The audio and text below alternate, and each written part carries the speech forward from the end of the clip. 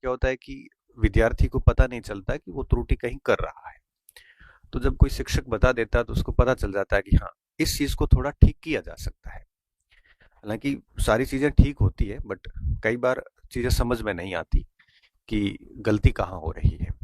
तो उसी विषय पे है, और ये जो सेशन मैं ले रहा हूँ लगातार, पिछले शायद 3 सेशन हो चुके हैं। तो इन 3 सेशन का जो सोर्स है, वो सारा का सारा मेरा अनुभव है। पूरा का पूरा अनुभव जनित है ये। इसमें कहीं पर भी कोई ऐसा नहीं है, किताबी बातें नहीं है। तो जो मैंने मेरे विद्यार्थी जीवन में या आज भी जो मैं अनुसरण किया है, मैं उसी विषय पे बात करता हूँ, उसी प्रकार से बात करता हूँ। आज हमारा जो विषय है वो है अभ्यास को लेके, प्रैक्टिस को लेके। कई बार स्टूडेंट इस संबंध में मेरे से बात करते हैं कि सर, अभ्यास कैसे किया जाए, इसका महत्व क्या होता है। तो इसी चीज को लेके हम 4 प्रश्नों के जवाब ढूंढेंगे कि इसका सबसे पहले कि महत्व क्या है, अभ्यास क्यों जरूरी है।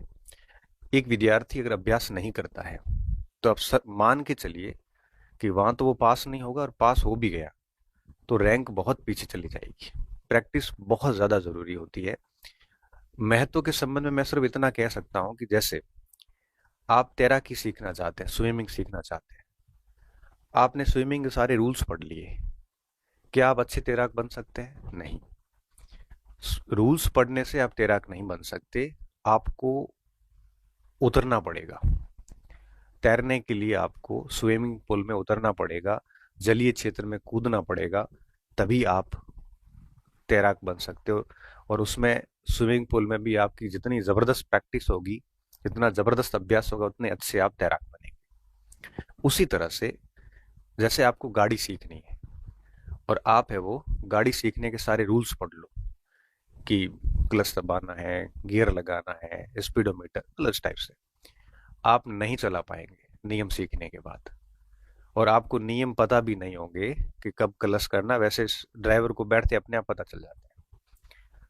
आप जब तक उस गाड़ी के ऊपर प्रैक्टिस नहीं करोगे तब तक आप स्किल्ड नहीं होंगे, शार्प नहीं होंगे, आप गाड़ी नहीं चला पाएंगे, भले कितने नियम आपको आते हो। यही बात गेम्स पे लागू है। गेम्स के सारे नियम पढ़ लो, लेकिन वो आपको आएगा तभी जब आप प्रैक्टिस करोगे।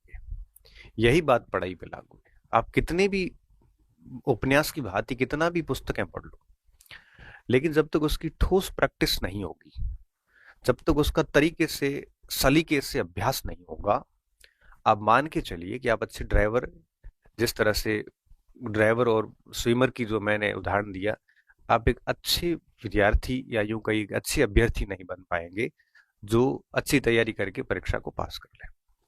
तो जो पढ़ा है उसको एग्जाम हॉल में ठीक से इम्प्लीमेंट करने के लिए आपका एग्जाम से पूर्व अच्छे तरीके से प्रैक्टिस होना जरूरी है।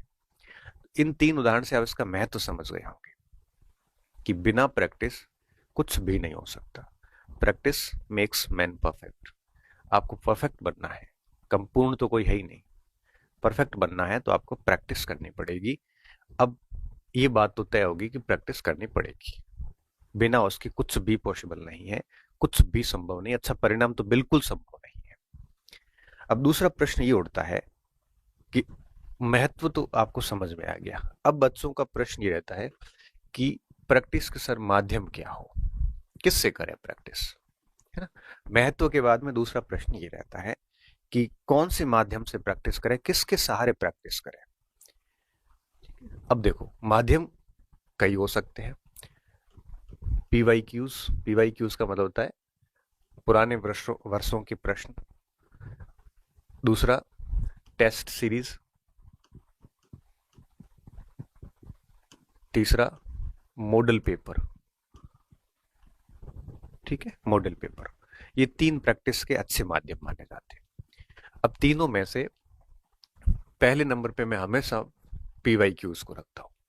पीवाईक्यूज का क्या मतलब है, जैसे आप व्याख्याता की तैयारी कर रहे हैं तो केवल व्याख्याता के प्रश्न नहीं, पीवाईक्यूज का मतलब है जैसे आप इतिहास के विद्यार्थी हैं तो जितने भी परीक्षाओं में, पूर्व की परीक्षाओं में, चाहे वो आईएएस का पेपर हो, चाहे प्रोफेसर का पेपर हो, चाहे वो किसी दूसरे स्टेट के प्रोफेसर या व्याख्याता के पेपर हो, या कहीं के भी हो, जितने भी पेपर उस इतिहास के हुए उस सभी का सॉल्यूशन करना। ये नहीं है कि पिछले 4 साल के प्रश्न लेके आप सॉल्यूशन करो, नहीं।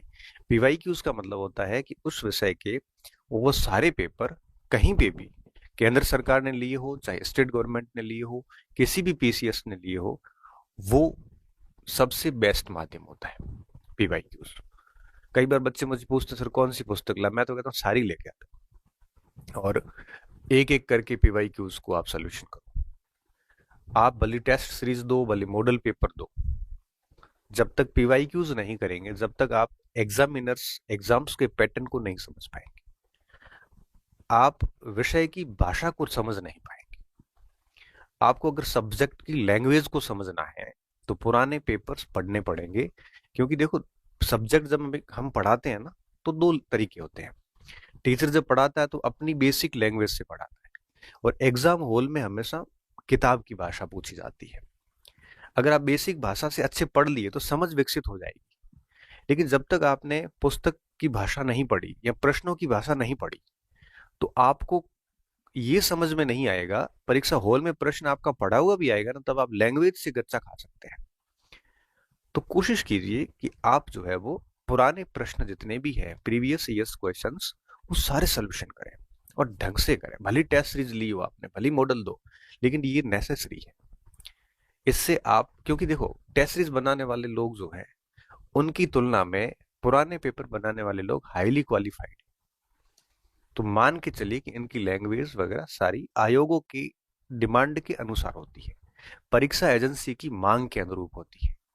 इसलिए हमें पीवाईक्यूज तो करना ही है, सबसे बड़ा माध्यम ये है। दूसरा नंबर आता है टेस्ट सीरीज का। देखो टेस्ट सीरीज देना कोई नेसेसरी नहीं है जैसे पीवाईक्यू है। टेस्ट सीरीज आपकी चॉइस के ऊपर है, आप देते हैं तो ठीक है, नहीं देते हैं तो भी कोई इश्यू नहीं। हम लोगों के समय टेस्ट सीरीज थी नहीं, मैंने एक आईएएस की टेस्ट सीरीज दी थी, लेकिन पेपर इतने टफ थे कि मार्क्स आते नहीं थे, 3-4 टेस्ट देने के बाद में हमने छोड़ दिया था, ये कहते हुए कि टेस्ट सीरीज सही लेवल की नहीं है। ये नहीं कि हमारा लेवल खराब है, टेस्ट सीरीज सही लेवल की नहीं है। ऐसे करते करते मैंने 4 एक टेस्ट देके छोड़ दी थी। तो जरूरी नहीं है ये, जरूरी क्या है, ये नेसेसरी है, ये चॉइस है आपकी। ऐसा नहीं है कि सर टेस्ट दे रहे हैं हमने पीवाई क्यों नहीं करने, तो आप गलत कर रहे हैं। तो टेस्ट सीरीज अनिवार्य नहीं है। हाँ, अगर आप चाहते हैं कि आपका आंकलन हो, आप सोचते हो कि मार्केट में आपकी क्या स्थिति है, जैसे 100-500 बच्चे बैठे हैं, उनमें से आपका क्या स्थिति है, टेस्ट सीरीज आपका आंकलन करवा देता है। और ये टेस्ट सीरीज मुझे लगता है आंकलन के लिए ही बेस्ट है। दूसरा, टेस्ट सीरीज थोड़ा टाइम मैनेजमेंट, समय प्रबंधन कर लेता है, क्योंकि ओएमआर सीट पे अगर आप ऑफलाइन देते हैं तो एटलीस्ट आपको पता चल जाता है कि आपको टेस्ट पेपर करने में कितना समय चाहिए, और आप समय के अनुसार पूरा कर लेते हैं। बाकी मैं आपको बताऊं, टेस्ट सीरीज के आप 100 टेस्ट दे दो और कोई एक परीक्षा, मुख्य परीक्षा के हॉल में जाके एक पेपर दो, बराबर माना जाता है। तो टेस्ट सीरीज आंकलन करवा सकता है, टाइम मैनेज करवा सकता है कि भाई आपको पता नहीं चलता कई बार आप 3 घंटे में इतने प्रश्न कर पा रहे हो कि नहीं कर पा रहे। बाकी एक मैं और बात बताऊं, टेस्ट सीरीज के सवाल परीक्षा में आए इसका चांसेस 1% है। 100 प्रश्नों में से एक आधा सवाल आ सकता है, 99 नहीं आएंगे। देखो भली टेस्ट सीरीज हिस्ट्री पॉइंट की हो, चाहे सक्सेस पॉइंट की हो, चाहे भारत राजस्थान की विभिन्न कोचिंग संस्थानों की, आप अगर इस उद्देश्य से टेस्ट दे रहे हैं कि इसके सवाल परीक्षा में आएंगे, तो आप गलत हैं। टेस्ट सीरीज का उद्देश्य परीक्षा में हूबहू सवाल आना नहीं है, बल्कि इसका उद्देश्य सिर्फ इतना है कि उस टेस्ट में पार्टिसिपेट करने वाले स्टूडेंट्स में आपका लेवल कितना है। इसमें आपकी तैयारी का लेवल चेक हो जाता है और आपके साथियों में आपकी स्थिति क्या है इसका पता चल जाता है। बस, इससे अधिक टेस्ट सीरीज का कोई महत्व नहीं। इसलिए मैं कई बार कहता हूं कि टेस्ट सीरीज की स्कोर को, जो आपका स्कोर होता है, उसको आप मन और दिल पे मत लो। क्यों? क्योंकि एक एक क्योंकि टेस्ट सीरीज आपको पता है एक ही सब्जेक्ट के 40-40 टेस्ट लेते हैं, एक एक टॉपिक से कई बार 20-20 प्रश्न बनाने पड़ते हैं, तो स्वाभाविक है पेपर हार्ड बनते हैं। मेरी शिकायत भी आती है कि सर आपके पेपर हार्ड बनते हैं, मैं क्या करूं, ऑप्शन कुछ नहीं है। अब मुझे एक छोटे से टॉपिक राजस्थान में कृषि, उससे 20 प्रश्न बनाने तो हार्ड ही बनेंगे ना, क्या कर सकते हैं। तो हार्ड बने हैं तो सबका स्कोर कम हो जाएगा ना, तो आपका तो आंकलन हो जाएगा आप साथियों में कहाँ स्टैंड कर रहे हैं। इसलिए मैं कहता हूँ इसका स्कोर को दिल पे नहीं लेना चाहिए, बस सोल्यूशन कर लो, साथियों से अपना आंकलन कर लो, और अपने साथियों में आप अगर 20वें स्थान पे हैं तो कोशिश करो कि आप आगे 15वें पे हो, कोशिश करो कि आप 10वें पे चले जाओ। धीरे धीरे अपनी रैंक को ठीक करने की कोशिश करो, आंकलन होता रहता है, इससे ज्यादा कुछ नहीं है। बाकी अगर आप ये सोचते हैं कि नहीं, ये मेंस परीक्षा में पेपर में प्रश्न आएंगे, तो बहुत गलत सोच रहे हैं आप। एक और बात, टेस्ट सीरीज के लेवल का और एजेंसी की परीक्षा के लेवल का, चाहे आयोग हो, चाहे आरएमएसपी हो, चाहे यूपीएससी हो, कोई लेवल मैच नहीं करता। क्यों? क्योंकि देखो, हम जो टेस्ट बनाते हैं, हमारे जो लोग हैं, ये कितना भी बना दे, आरपीएससी के लेवल को मैच नहीं कर पाता। और आरएमएस भी है, उसके लेवल को भी मैच नहीं कर पाता, क्योंकि वो लेवल बहुत कम है, टेस्ट सीरीज का लेवल बहुत हार्ड रहता है। तो तीसरा, कोचिंग सेंटर्स वगैरह जो होते हैं, हम लोग भी जनरली हम हमारे सोर्सेस का यूज लेते हैं। अब जरूरी नहीं कि आरपीएससी और आरएमएस भी आपकी हमारी सोर्स के अनुसार पेपर बनाए। तो थोड़ा सा टेस्ट सीरीज का रहता है कि टेस्ट सीरीज का और आयोग का या आरएमएसबी का आपस में बहुत अच्छा रिलेशन है नहीं। इसलिए मैं कह रहा हूं कि इसको आप केवल और केवल समय प्रबंधन और आंकलन के उद्देश्य से दे सकते हैं, और बाकी थोड़ा बहुत अभ्यास हो जाता है, इस बहाने थोड़ा सा आपका शेड्यूल बन जाता है। इससे ज्यादा इसका कोई फायदा नहीं है। बाकी स्कोर, पेपर में सवाल आना करना, ये दिमाग में लाना नहीं है। तीसरा जो माध्यम है वो है आपके मॉडल पेपर, 10, 20, 30 आते हैं। अब मैं इसको बहुत अच्छा स्रोत मानता नहीं। क्यों? क्योंकि मॉडल पेपर में फिर वो पेपर का कोई लेवल भी नहीं होता, और यही बातें इसकी टेस्ट सीरीज की होती है। तो अब मैं, आप मुझे कहोगे सर हमें आप बता दो इसमें क्या करना चाहिए, तो मैं अगर आपकी जगह इस दौर में होता तो पीवाई क्यूज को तो पूरा ही जोर दे देता, और साथ में एक आधी टेस्ट सीरीज ले लेता, ताकि मार्केट में मुझे पता चले कि मेरा लेवल क्या है, मुझे और काम करने की जरूरत है कितनी है, आकलन हो जाता ना। जैसे आप एथलेटिक्स हो, 100 मीटर के, आप अगर साथियों के साथ दौड़ेंगे नहीं तो आपको पता नहीं चलेगा कि आपका लेवल कहाँ पे है, आपको और कितना इम्प्रूव करने की आवश्यकता है। तो थोड़ा सा आंकलन के लिए ऐसे ले लेता टेस्ट वगैरह, और टेस्ट भी ऐसा जो या तो वीकली हो, या फोर्टनाइटली हो, या मंथली हो। डेली वाला तो मैं कभी नहीं करता, क्योंकि डेली वाले में प्रेशर बना ही रहता है दिमाग में, और हर दिन टेस्ट के चक्कर में आदमी पिछड़ जाता है। बड़ा बड़ा क्लियर फंडा, मैंने इसके ऊपर एक बार आर्टिकल लिखा था, तो सूरतगढ़ के लोग सारे नाराज हो गए मेरे से कि आपने ऐसा क्यों लिखा। मैंने मेरा अनुभव लिखा था, क्योंकि मैं डेली टेस्ट सीरीज के खिलाफ रहा हूँ, हमेशा से खिलाफ रहा हूँ। डेली टेस्ट की बजाय 7 दिन में एक देते ठीक है, नहीं तो डेली, हालांकि कुछ बच्चों को डेली टेस्ट अच्छा लगता है तो उनको दे देना चाहिए। मैंने मेरा मत बताया था कि डेली टेस्ट में क्या होता है, सुबह से शाम माइंड सेट में ये रहता है टेस्ट देना है, टेस्ट देना है, फिर वो पूरा दिन वही पढ़ते हैं, फिर दूसरे दिन भी वही सेम कंडीशन आती है, फिर वो क्या है कि समग्र तैयारी नहीं कर पाता, और फिर रैंक ऊपर नीचे होती है तो टेंशन और हो जाती है। तो इससे अच्छा है कि 7 दिन में एक टेस्ट दे दो, बात खत्म। टेस्ट सीरीज को इतना ज्यादा सीरियस लेना नहीं चाहिए, मतलब पेपर बैठो बढ़िया, सारी चीजें अच्छे से करो, इम्प्रूवमेंट की कोशिश करो, ये करना ना चाहिए। इससे क्या होता है कि थोड़ा सा वीकली हो या मंथली हो तो वो थोड़ा बढ़िया रहता है, अपना बहुत क्लियर फंडा है। दूसरा क्या होता है, टेस्ट सीरीज में अगर आप अपने कंटेंट सजेस्ट करते हो कि इसी को पढ़ के टेस्ट देना है, तो मैं उसके भी खिलाफ रहता हूँ, क्योंकि हर बच्चा अपनी सामग्री पढ़ने के लिए स्वतंत्र है। अब मैं जैसे हिस्ट्री पॉइंट का टेस्ट ले रहा हूँ या सक्सेस पॉइंट ले रहा है, कोई भी ले रहा है, उनको कहा होगा कि बच्चा जो पढ़े वो पढ़ो, और आपको भी सक्सेस पॉइंट, हिस्ट्री पॉइंट के कंटेंट से पेपर बनाने की आवश्यकता नहीं, आपको फ्री हो, आप बुक से बनाइए, आरबीएससी, एनसीईआरटी सब सहारा लीजिए। टीम बनाती, देखो मैं तो नहीं बनाता, मैं लास्ट में वेरीफाई जरूर करता हूँ, पेपर के लेवल सच में हार्ड होते हैं, बट मैं कहता हूँ भाई हार्ड रखिए, और तो क्या कर सकते हैं, हार्ड है सबके लिए, आंकलन ही हो रहा है। तो टेस्ट सीरीज में ऐसा हो कि कंटेंट के लिए आप स्वतंत्र हो। कई जगह कंटेंट के लिए भी डाला जाता है कि नहीं ये किताबें पढ़नी है, फिर वो क्या होता है, कोचिंग और लेखकों के बीच में आपस में टाई अप हो जाता है, उनका कमीशन चले जाते हैं इस तरह से। तो मैं, हम कभी भी इस बात के पक्ष में नहीं हूँ कि हाँ ये पढ़ा जाए। हाँ, सजेस्टेड बुक ले सकते हो कि भाई ये सजेस्टेड पुस्तक है, इनमें से आप है वो पढ़ सकते हैं। और मुझे लगता है कि आजकल सब स्टूडेंट को पता है कि किसके लिए क्या क्या पढ़ना है, बस आप टेस्ट ले लो, बाकी चीजें हस्तक्षेप बच्चे की सामग्री में नहीं करना चाहिए।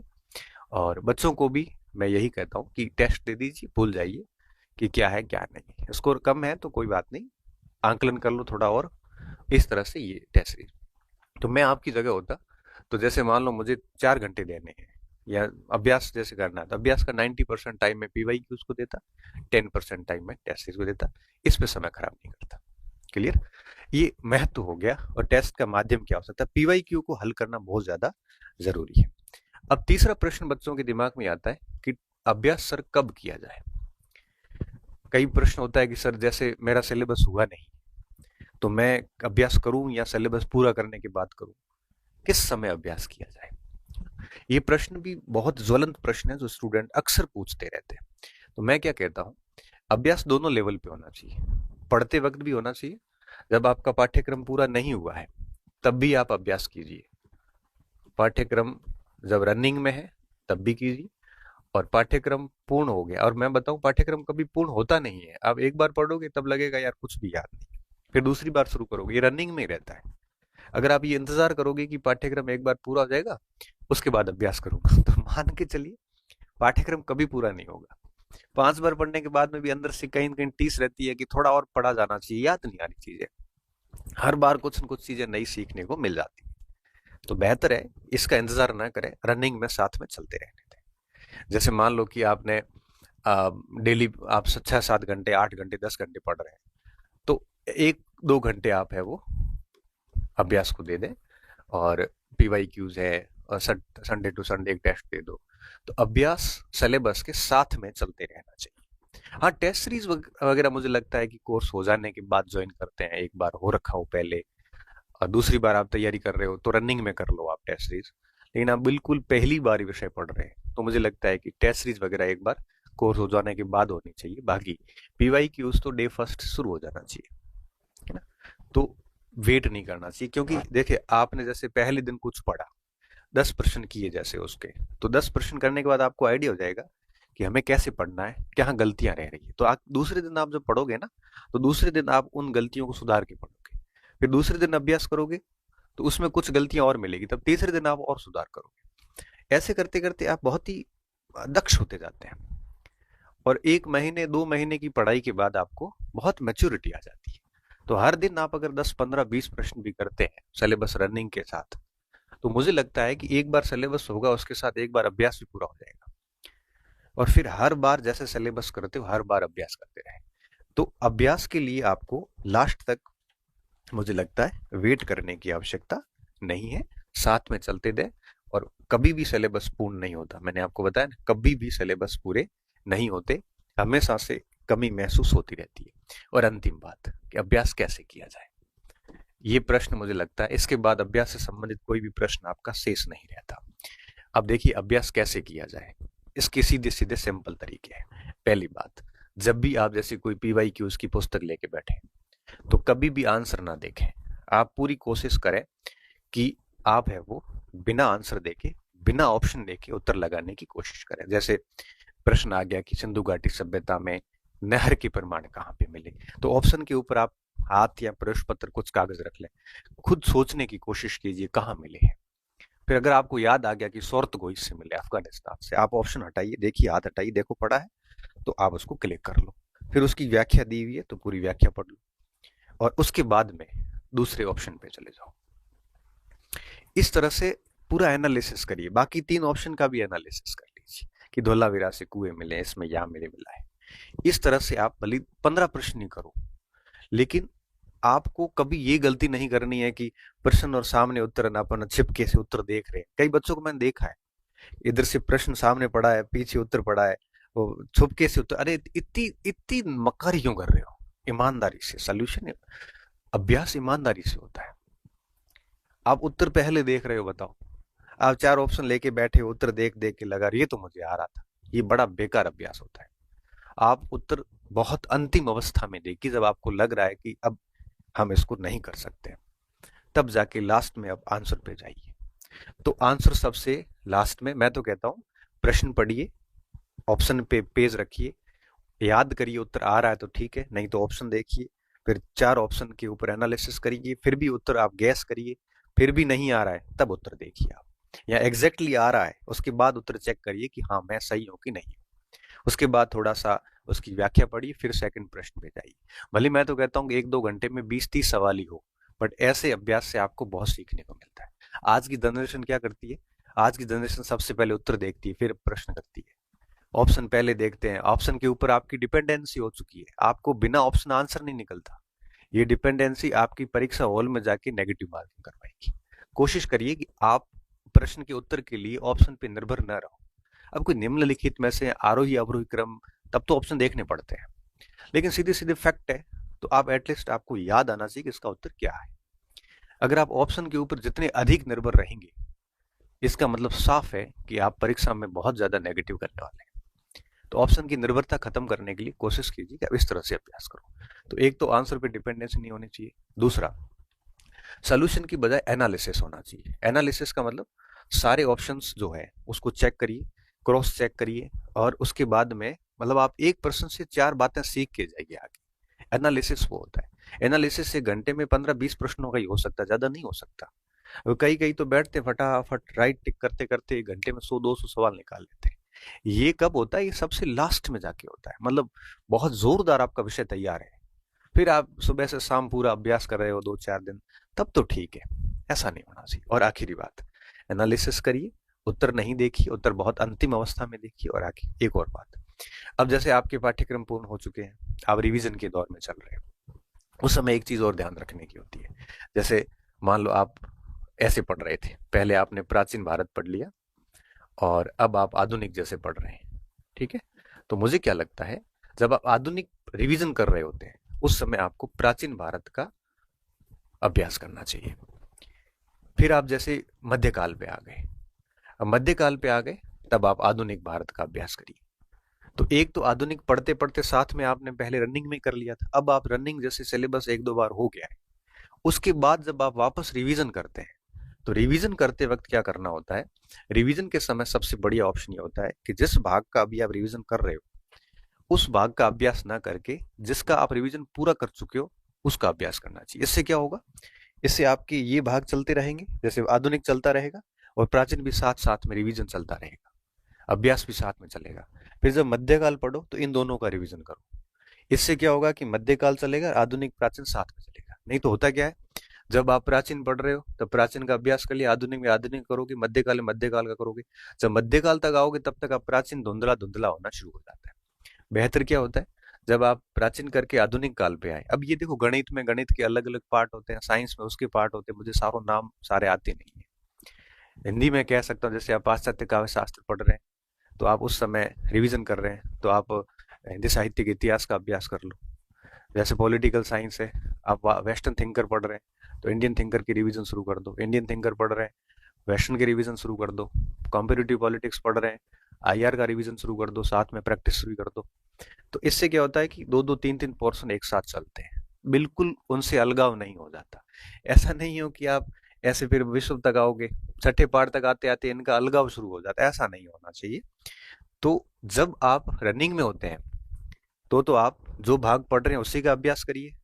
जब आपका एक बार कोर्स पूरा हो गया और दूसरी बार जब आप रिवीजन पर चले जाते हैं पाठ्यक्रम पूर्ण होने के बाद, फिर आप जो भाग पढ़ रहे हैं उसकी बजाय जो पढ़ चुके हैं उसका रिवीजन शुरू कर दें। इस तरह से चलिए आप। बाकी देखो, जटिलता नहीं लानी है, बहुत आसानी से करोगे तो चीजें बहुत आराम से हो जाती है। बट मैं इतना कह सकता हूँ कि रिवीजन का जो टाइम है ये डेली हर दिन 1-2 घंटे होना चाहिए। फ्री टाइम, ऐसा नहीं सुबह उठते रिवीजन करने बैठ गए, खाना बना रहे हैं, फ्री टाइम है, पढ़ने का मन नहीं है, कॉन्फिडेंस डाउन हो रखा है, जब लगे ना कि कुछ भी नहीं आ रहा है, उस समय आप रिवीजन शुरू कर दो, सॉरी प्रैक्टिस शुरू कर दो। तो 10 प्रश्नों का सोल्यूशन करते ही अंदर से फीलिंग आती है, अच्छी सी वाइब्स आती है कि नहीं नहीं यार मुझे आ तो रहा है, ऐसे थोड़ी कमजोर हूं मैं। तो सबसे बढ़िया रिवीजन का फायदा यही होता है, कॉन्फिडेंस देता है। तो जब भी थोड़ा लो फील करो, आपको लगे कि यार मुझे कुछ भी नहीं आ रहा, कुछ भी याद नहीं है, उस समय रिवीजन करना शुरू कर दो, मतलब प्रैक्टिस करना शुरू कर दो। जब आप बहुत फ्री बैठे हैं, पढ़ने का कोई मन नहीं हो रहा है, उस समय आप प्रैक्टिस करना शुरू कर दो। जब आपका जैसे नींद जैसी स्थितियां हो रही है, सोना नहीं है, तब थोड़ा प्रैक्टिस करना शुरू कर दो। तो ऐसे करते करते दिन में 1-2 घंटे प्रैक्टिस के निकालने चाहिए। और जब लो फील हो और डीमोटिवेटेड फील हो, उस समय तो प्रश्न करने ही चाहिए। तो इससे क्या होता है कि आपका ये सारा सिस्टम बना रहता है। तो इस सत्र में हमने इम्पोर्टेंस, माध्यम क्या होना चाहिए, कब रिवीजन होना चाहिए, कैसे होना चाहिए, इन सारे बिंदुओं पे बात की। उम्मीद करता हूँ आप इसी पैटर्न से चल रहे होंगे या फिर इससे ज्यादा इफेक्टिव पैटर्न पे चल रहे होंगे। उम्मीद ये है मेरी। अगर नहीं चल रहे हैं और कोई त्रुटि कर रहे थे, इस वीडियो को सुनने के बाद अगर आपको कहीं लगे कि आप एरर कर रहे थे, तो आप समय रहते एरर को ठीक कीजिए और इस चीज को लागू कीजिए। फिर देखना कितना बढ़िया परिणाम समय के साथ आपको मिलेगा। बहुत बहुत धन्यवाद विद्यार्थियों। अच्छे रहिए, मस्त रहिए, पढ़ते रहिए, प्रैक्टिस साथ में करते रहिए। और नेक्स्ट वीडियो किस विषय पे बने, नेक्स्ट वीडियो में आपको बनाऊंगा 10 दिसंबर, 10 से 15 दिसंबर के बीच में, ठीक है? क्योंकि 20 दिन के बाद ही बात करने का आनंद आता है। मैं चाहता हूं कि ज्यादा बात नहीं करूं, 15-20 दिन में एक आधे ऐसे ज्वलंत विषय पे बात करूं, ताकि आप जहां बेसिक गलतियां कर रहे हैं वो आप ठीक करो, ठीक है? तो आप कमेंट बॉक्स में विनम्रता के साथ सुझाव दे देना। डेफिनेटली उस विषय पे आगे अगली वीडियो बात करूंगा जो 10 दिसंबर के बाद होगी, ठीक है? बहुत बहुत धन्यवाद विद्यार्थियों, पुनः धन्यवाद। हंसते रहिए, मस्त रहिए, स्वस्थ रहिए और पढ़ते रहिए।